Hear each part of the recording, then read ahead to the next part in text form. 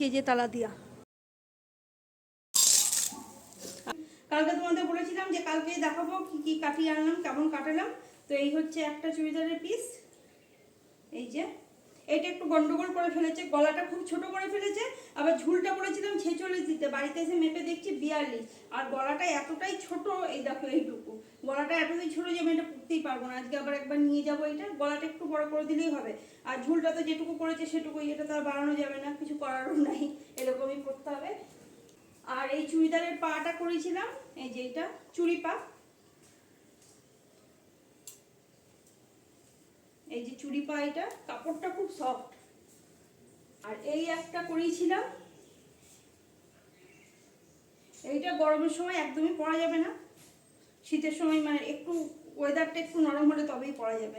ও ভেতরে যদিও ফুল কটন দেওয়া, ওপরটা কটন না, ওপরটা হচ্ছে সিনথেটিকের। তো এইটা একটা করেছি, একদম সোবার একটা কালার, এইটা একদম চৌকো গলা। এইটার গলাটাও ছোট, কিন্তু বাট তবু আর কি পরা যাবে, ওইটা একদম পরাই যাবে না, এত ছোট করে দিয়েছে গলাটা। এই একটা, আর এইটার পাটা করেছিলাম প্লাজো। এই যে এই ছিল কালকে টেলারের কাছে, এগুলোই কালকে নিয়ে এলাম টেলারের কাছ থেকে।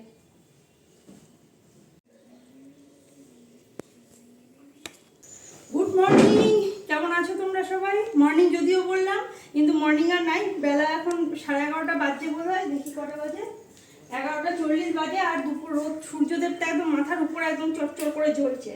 তো মেয়ে এই যে খাবে ডাব, কালকে ও রাত্রেবেলা তোমাদের দেখিয়েছি ওপর থেকে একটা ডাব দিয়েছে ও জেঠিমা।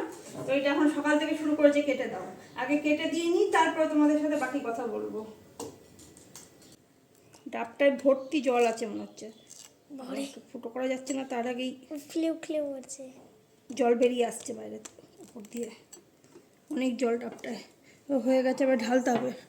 ডাবের জল ঢালতে এই যে হাঁড়ি নিয়ে এসেছি, এই ডাবটা দেখে মনে হচ্ছে অনেক জল হবে, সেই জন্য হাঁড়ি নিয়ে এসেছি। ছোটো জায়গা আনলে যদি জল পড়ে যায় সেই ভয়ে।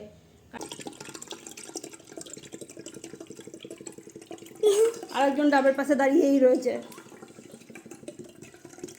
অবস্থা দেখো।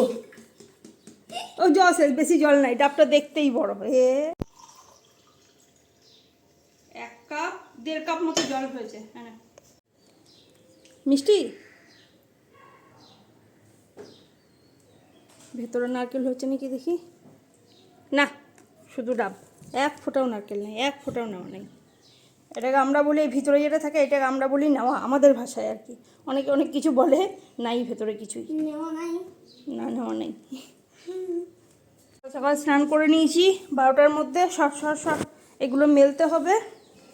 2 বালতি কেচেছি, এই যে 1 বালতি সব শীতের জামা কাপড়, তাও আমার না।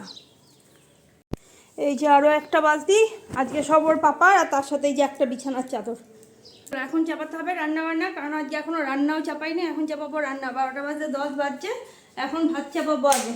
আজকে সিম্পলি কিছু রান্না করবো, আর পাপা আজকে তো আর খাবে না, আজকে সকাল সকাল অফিস বেরিয়ে গেছে, 9টা বাজতে বাজতে অফিস বেরিয়ে গেছে। আর সকালে যে রান্নাঘর একদম পরিষ্কার করে নিয়েছি, বাসন টাসন সব ধুয়ে টুয়ে রেখে তবেই গেছি স্নান করতে, গিয়ে এসে শুধু রান্নাটা করবো আজকে।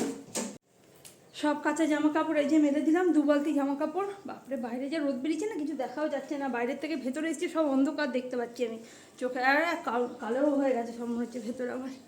চলো এখানে ভাতও চাপিয়ে দিয়েছি, একদিকে চাপিয়েছি ডাল, আজকে রান্না করবো মুগের ডাল, এখানে ডাল সেদ্ধ হচ্ছে, এখানে ভাত চাপিয়ে দিয়েছি। আর এই কতগুলো বিস্কুট টিস্কুট ছিল সেগুলো একটু ভরে রাখি এবারে। অনলাইনে যে বিস্কুট নিয়েছিল সেদিনে 3 প্যাকেট, সব বুড়ো বুড়ো ভাঙা বিস্কুট একেবারে, দেখবে।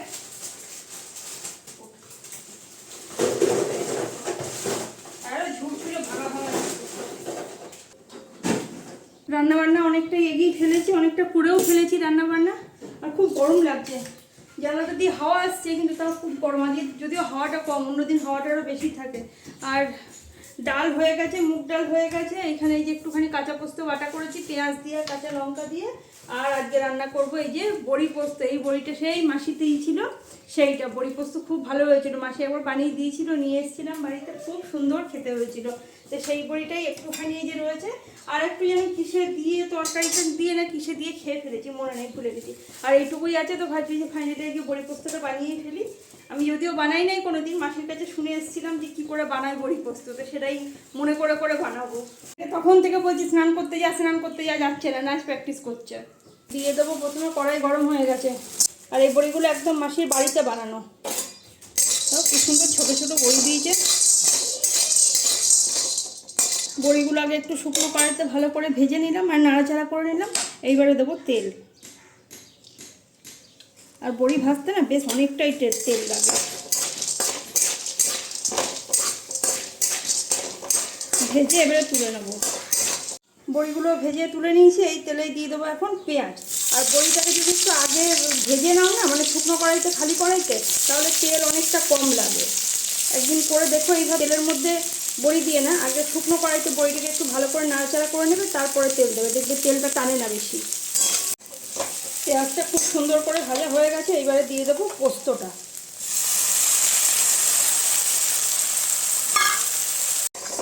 পোস্তটা দিয়ে 1-2 মিনিট নাড়াচাড়া করে নিয়েছি। এইবারে দিয়ে দেবো বড়িগুলো, আর দিয়ে দেবো যে শিল ধোয়া জলটা ছিল সেটা। দেবো পরিমাণ মতো নুন। ব্যাস, এবারে একটু শুকনো শুকনো করে নিলেই ব্যাস রেডি হয়ে গেল বড়ি পোস্ত।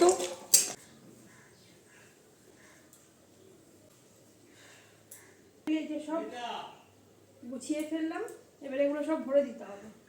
3টে কভার। আমাদের দেখানোই হয়নি কালকে আসার সময় যে গোপুর জন্য এই চুলটা কিনে নিয়ে এসেছিলাম। বেশ সুন্দর লাগছে। গোপুর আমাদের চুল কেনা হয়েছিল না, তো চুলটা এবারে কিনে নিয়ে এসেছি। পড়াও, সামনে ঘোরাও, পড়াও দেখি চুলটা। ওই তো সুন্দর হয়েছে, ছোটও হয়নি বড়ও হয়নি, এই সুন্দর হয়েছে মাথায় এটা। আর এই যে আমাদের গোপুর সুন্দর চুল লাগিয়ে নিয়েছে, আর মুকুটটাও মাথায় বসে গেছে চূড়াটা। নাহলে এই কদিন ধরে শুধু মাথায় না বসছিল না, খুব অসুবিধা হচ্ছিল। ফ্রিজ থেকে বের করলাম লেবু, কারণ আজকে ডাল রান্না করেছি। মেয়ে আগের দিনও একবার লেবু খুঁজেছে ডাল খাওয়ার সময়, তো আজকে ওই জন্য লেবু ছিল। আর ডালটা ওই জন্যই আজকে রান্না করেছি, মানে লেবু আছে বলে আজকে ডাল রান্না করেছি। বাবার সাথে নিয়ে এসেছিল 2টো লেবু। আমাদের কাছে লেবু হয় অনেক, এবার বোধহয় বেশি হয় না। কি নিয়ে আসলে ওটা? হ্যাঁ, আজকে আবার দই নিয়ে এসেছিস? কালকে একবার উপর থেকে দই দিয়েছে, আজকে আবার ওই জ্যাকফোটো দই। এই হলো আজকে দুপুরের লাঞ্চ আমাদের। এখানে আছে ভাত, লেবু, যার জন্য ডাল রান্না করা। এখানে আছে একটু পোস্ত বাটা, শুকনো লঙ্কা দিয়ে, কাঁচা পেঁয়াজ দিয়ে আলু মাখা। এখানে আছে বড়ি পোস্ত আর মুগের ডাল। আর এখানে আমার থালাও রেডি করে নিয়েছি, সেম টু সেম। এবার আমরা একটু দুজনে খেয়ে নিই। চলো, বাজছে এখন 4:30। আমি যাচ্ছি আমার ক্লাসে। বাড়িতে এখন সবাই ঘুমাচ্ছে, কেউ জেগে নাই। আমি কাউকে ডাকলাম না, সব ঘুমাচ্ছে চুপচাপ। এখন বেরোচ্ছি, বাড়ি চলে এসেছি এইমাত্র। বাড়ি এসে দেখছি এই যে তালা দিয়ে বাপ বিটি মনে হয় রাস্তায় চলে গেছে হাঁটতে। আবার যাই রাস্তায় দেখি কত দূর গেছে। জল তেষ্টা পেয়েছে অত, যে জলটাও খেতে পারছি না। ভাবলাম বাড়ি এসে জল খাবো একটু, তো আবার একটু ফ্রিজে রেখে খেতে হবে জলটা। প্রচণ্ড জল তেষ্টা পেয়েছে, থাকতে পারছি না। গলা জিভ সব শুকিয়ে এসছে একেবারে। আধ ঘন্টা দাঁড়িয়ে থেকেছি, তারপরে এসছে। চলে গেছে মেয়েকে খুঁজতে ওইদিকে মাঠে। ওইখানে মাঠে খুঁজে আমি যখন এই সামনের দিকে খানিকটা এগিয়ে গেছি, তখন দেখছি বাবু আসছে। আর মেয়েকে 3বার খুঁজতে গেছে। এইদিকে মেয়ে কোন ফাঁকে, এদিকে ওর পাপা খুঁজে বেড়াচ্ছে, এইদিকে আমি এসে বাইরে দাঁড়িয়ে রয়েছে। আমি ঘরে ঢুকতে পারছি না, আমার এত জল তেষ্টা পেয়েছে, বাপরে বাপ। আর ও দিচ্ছে এখন সন্ধে দেওয়া হলে আমরা সবাই মিলে একটু বেরোবো।